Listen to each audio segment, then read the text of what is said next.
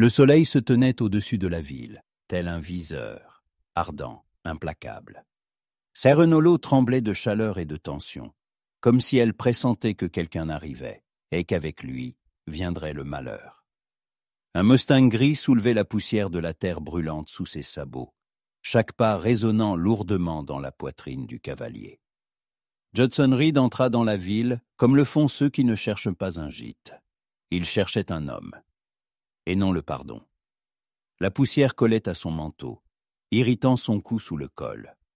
Son visage était hâlé, sec, marqué de rides au coin des yeux, comme ceux qui ont vu trop de couchers de soleil en solitaire.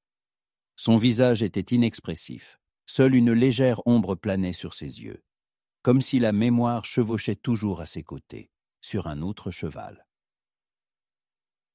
À sa ceinture pendait un revolver, un vieux Colt qui brillait sous les rayons du soleil comme un avertissement. À Serrenolo, les armes n'étaient pas rares, mais ce revolver-là avait quelque chose de différent. Il ne se contentait pas de tirer, il gardait des noms, et Reed en avait apporté un de plus. Il s'arrêta près du puits, à côté d'une échoppe devant laquelle un vieil homme en redingote usée mâchait du tabac et observait la rue, comme si c'était une scène. Judson mit pied à terre, retint les rênes et regarda autour de lui. La ville était silencieuse, trop silencieuse. Seuls des enfants jouaient à l'ombre de la grange, et un chien devant le saloon léchait une patte blessée. « Un nouveau ?» marmonna le vieil homme sans lever les yeux. « Ou de retour ?» Judson ne répondit pas. Il hocha simplement la tête et s'avança sur le trottoir de bois vers le saloon. Les planches sous ses pieds grincèrent, comme des os fatigués. À l'intérieur, flottaient des odeurs de relents d'alcool, de poussière, de vieilles sueurs et d'autres choses encore, de la méfiance. Les hommes aux tables échangèrent des regards. Certains baissèrent aussitôt les yeux. Seul un jeune homme dans un coin fit claquer ses doigts sur sa guitare et, sans changer d'expression, commença à jouer un lent blues. Le barman était costaud, avec une barbe rousse. Il essuya un verre sur son tablier et hocha la tête. « Que puis-je vous servir ?»« De l'eau et un nom, » dit doucement Judson. « Colton Blake, est-il toujours ici ?» Le barman se figea, comme si une lame invisible s'était posée sur sa gorge. Puis il détourna le regard. « Il passe parfois, pas tous les jours. Il a un ranch derrière la colline. Sa sœur tient l'échoppe là-bas, de l'autre côté de la rue. » Le mot « sœur » traversa l'esprit de Judson, mais ne s'y accrocha pas. Pas alors. Il but l'eau et sortit. Le vent se leva soudain, chaud, comme le souffle du désert. Il emporta le chapeau d'un gamin, courut sur les toits, fit frissonner la clochette au-dessus de la porte de l'échoppe. Et c'est là qu'il la vit. Elle se tenait derrière le comptoir, vêtue d'une simple robe couleur rose poudrée. Ses mains rangeaient avec soin un pot de pêche sur une étagère, et ses cheveux, cuivrés, comme le reflet d'un coucher de soleil, étaient retenus par un simple ruban à l'arrière de sa tête. Son regard, gris, réservé, comme une tempête d'automne, qui patiente longtemps, mais finit par tout emporter. Il entra, et le temps sembla se figer un instant. L'échoppe était imprégnée d'odeurs, cannelle, tabac, pommes, mais elle sentait différemment, quelque chose de pur, de vivant, quelque chose qui n'était pas né dans la poussière. Elle le regarda, d'un regard direct, honnête, sans coquetterie, mais avec attention. Il comprit aussitôt. Cette femme avait beaucoup vu et n'attendait plus rien. « Vous désirez quelque chose ?» demanda-t-elle. « Pas pour l'instant, je regarde. Alors peut-être une limonade fraîche ? Il fait chaud aujourd'hui. » Il hocha la tête, et pendant qu'elle servait, il observa ses mains. Habiles, avec des poignets fins, mais nerveuses. Des mains qui savaient apporter le poids d'une marmite et la douleur. Il se surprit à la regarder trop longtemps. « Vous n'êtes pas d'ici ?» dit-elle en lui tendant le verre. « Je n'étais jamais venu. »« Alors, vous n'êtes pas venu sans raison. » Là, il esquissa un léger sourire, du coin des lèvres. « Et vous, Il semble que vous sachiez lire entre les lignes. Il le faut bien, avec un frère comme le mien. Le nom resta suspendu dans l'air, tel un indice. Et soudain, son cœur, qui n'était rempli que d'une seule chose, de sang, recula un instant, comme effrayé par ses propres battements. « Colton, votre frère ?» Elle hocha la tête, calmement, même un peu lasse. « Oui, ne le jugez pas trop sévèrement. Il n'a pas toujours été celui qu'il est devenu. » Il posa le verre vide et sortit, sans dire au revoir. L'air extérieur lui parut plus sec que l'auparavant, et le monde devint soudain plus complexe. En lui, outre la vengeance, était apparue une femme aux yeux couleur d'orage. Il savait, tout avait déjà déraillé. La nuit dans la prairie n'apporte pas de répit. Elle ne fait que transformer la douleur en silence. À Siren Hollow, la nuit sentait le feu de bois, la sueur de cheval et quelque chose de vieux, d'inachevé. Judson Reed dormait peu, si tant est qu'on puisse appeler cela dormir. Il loua une chambre au-dessus de l'écurie, moins chère qu'à l'hôtel et plus près des chevaux. La fenêtre donnait sur l'arrière-cour de l'échoppe. La lumière de la fenêtre d'Élise brûlait tard dans la nuit. Parfois, elle passait devant la fenêtre en légère robe de chambre, sans remarquer qu'il la regardait. Et il ne savait ce qui l'habitait le plus, le désir ou la culpabilité. Il n'avait pas l'intention de rester plus longtemps que nécessaire. Il était venu pour tuer un homme, mais quelque chose dans sa voix, dans la manière dont elle posait le verre sur le comptoir, le rongeait de l'intérieur. Le lendemain matin, la ville se réveilla, comme toujours. Coq, poussière, bâillement. Judson descendit l'escalier grinçant, sella son cheval, mais ne partit pas. Il se contenta de parcourir la rue, comme un homme qui n'a rien à faire, mais qui attend. Elle se tenait sur le perron de l'échoppe, essuyant ses mains sur son tablier. Le vent ébouriffait ses cheveux, défaisant leur ordre. Et pour la première fois, il vit, à son poignet, une vieille cicatrice, fine comme un fil. « Encore vous, » dit-elle quand il s'arrêta. « Je ne savais pas qu'il y avait tant de choses utiles dans l'échoppe, » répondit-il. Elle esquissa un sourire. Et ce n'était pas un simple sourire. C'était une reconnaissance. Elle était contente qu'il soit venu. Voudriez-vous m'aider avec les sacs?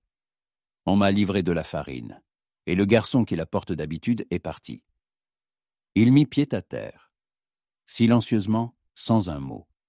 Il souleva le premier sac, le jeta sur son épaule. Ses yeux glissèrent sur sa main, son épaule, ses doigts. Comme si elle n'étudiait pas la force, mais la manière dont il portait le fardeau. Pendant qu'il travaillait, elle raconta.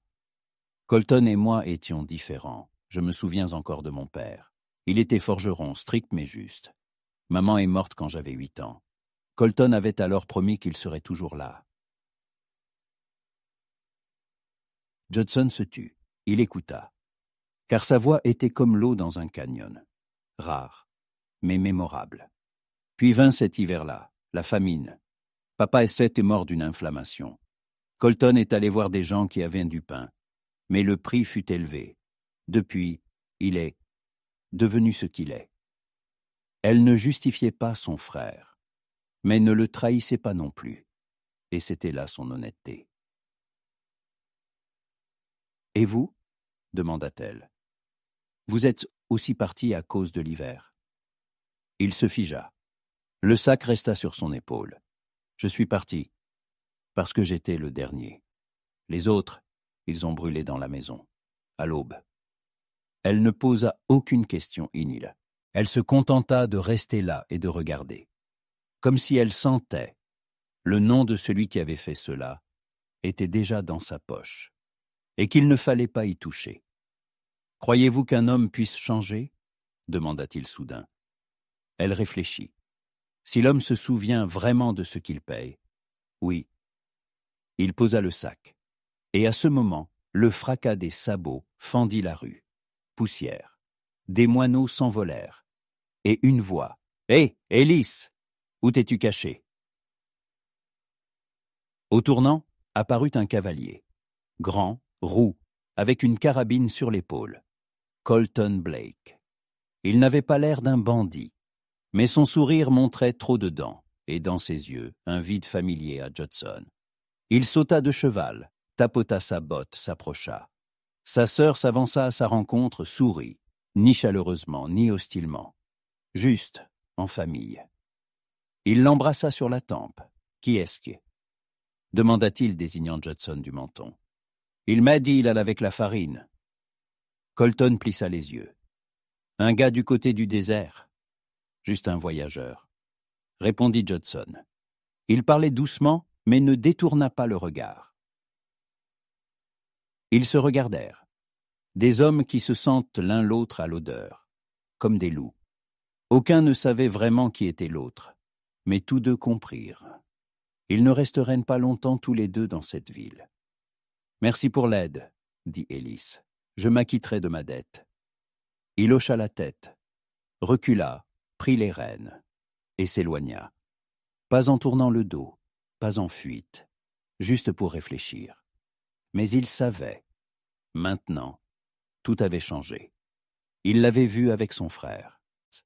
Il avait vu comment elle le regardait quand celui-ci se détournait, avec anxiété, avec une supplique, et avec quelque chose qui ne pouvait encore être nommé. Siren Hollow vivait selon ses propres lois. Ici, la poussière s'élevait avec le lever du soleil, et au coucher, elle se déposait sur tout, sur les toits, sur les visages, sur la mémoire. Les gens ici savaient sentir, non par des mots, non par des rumeurs, mais par la peau. Et ces derniers jours, la ville s'était tue, comme si l'air était devenu plus dense, et les fenêtres plus sombres. Même les chiens avaient cessé d'aboyer sans raison. Judson Reed ne partait pas. Il s'était comme imprégné de cette ville, de ses odeurs, de ses maisons bancales, du rythme des pas d'Ellis sur le perron de l'échoppe. Il ne faisait rien d'inutile. Mais sa présence se faisait sentir, dans les regards, dans les hochements de tête brefs, dans le silence du barman quand il entrait. Colton Blake ne se pressait pas non plus de partir. Il revenait chaque soir, apparaissait près de l'échoppe, regardait Judson avec un sourire en coin, mais ne lui adressait jamais un mot directement. Comme s'ils savaient tous deux, leur conversation serait la dernière. Le soir, quand la chaleur s'était retirée et que le ciel rougissait comme une plaie, Ellis mettait la table derrière l'échoppe. Une petite cour, 2 chaises et en bois, une cruche d'eau en argile, de la nourriture simple. Judson était assis en face d'elle, comme s'il avait oublié qu'il savait tenir une arme.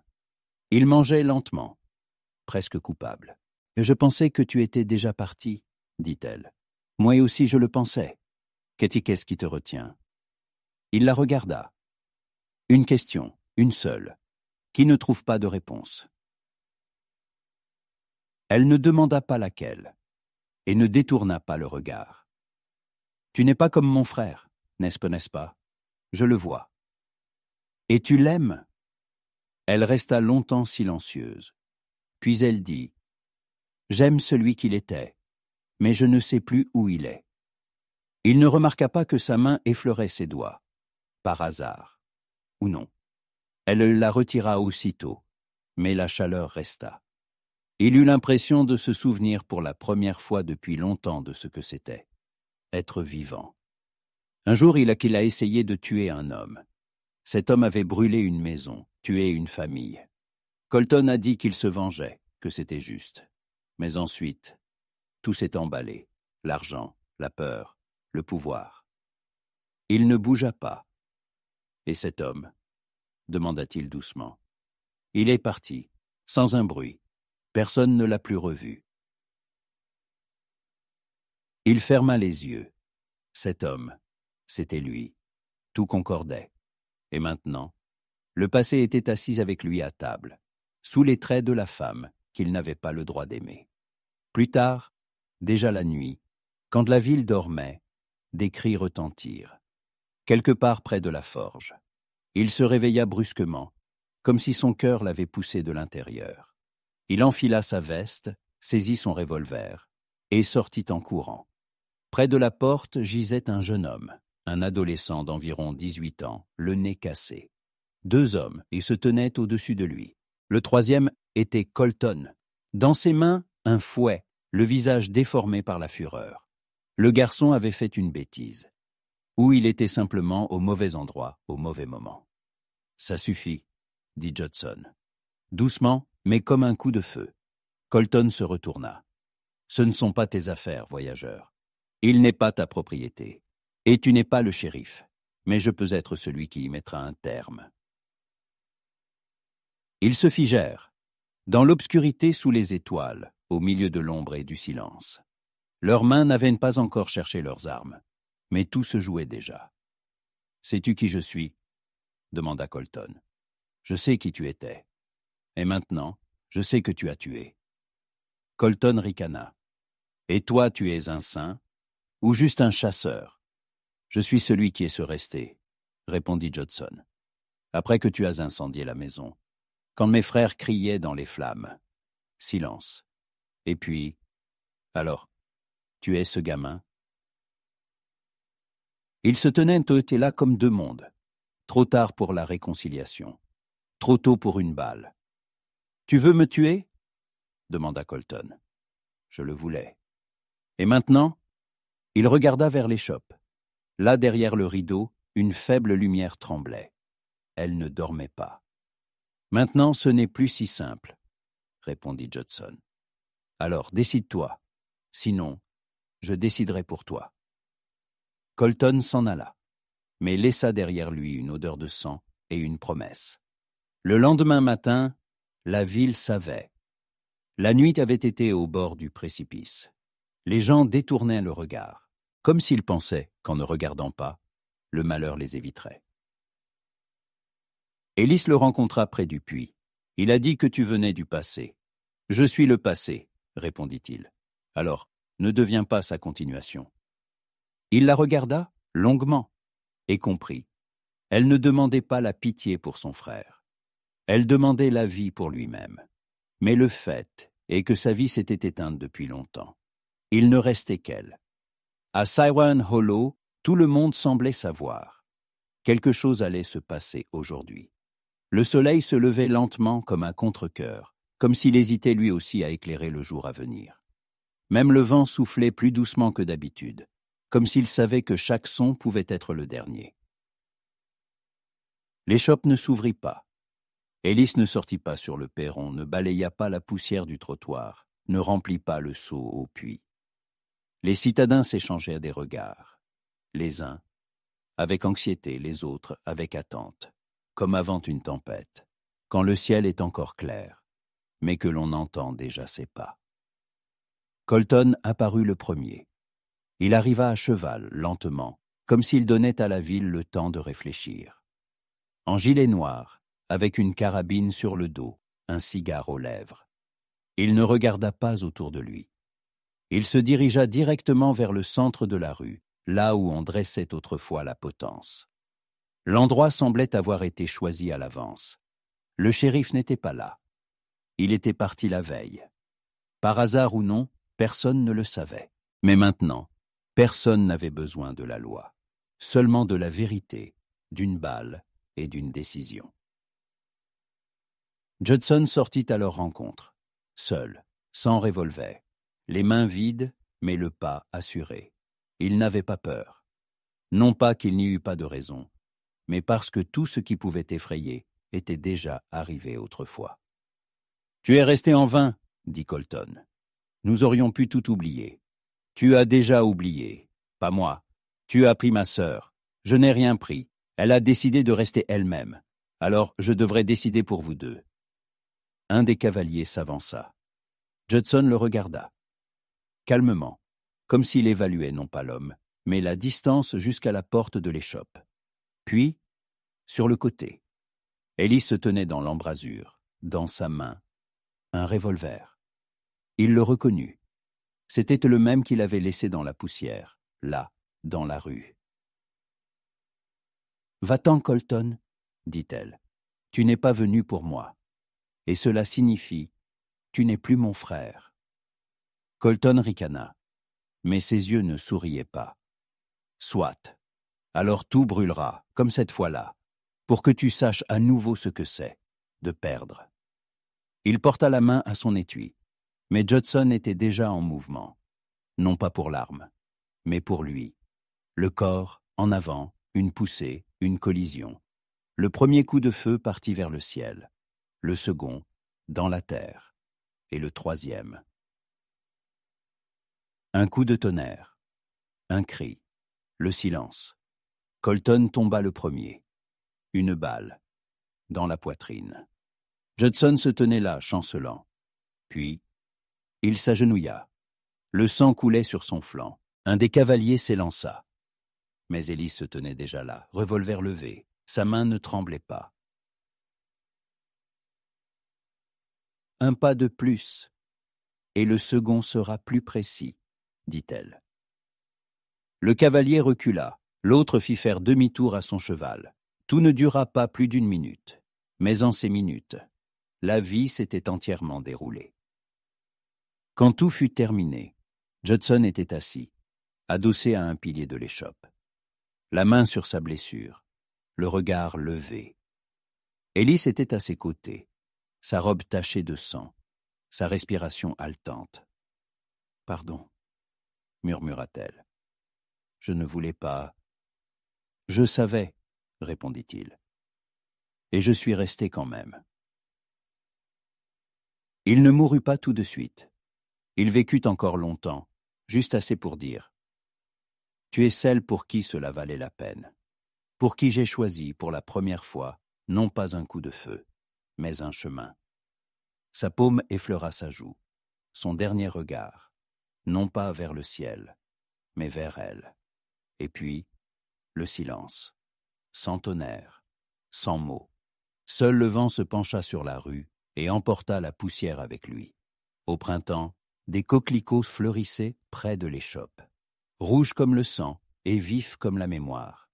Ellie continua à vivre, seule, mais pas comme avant.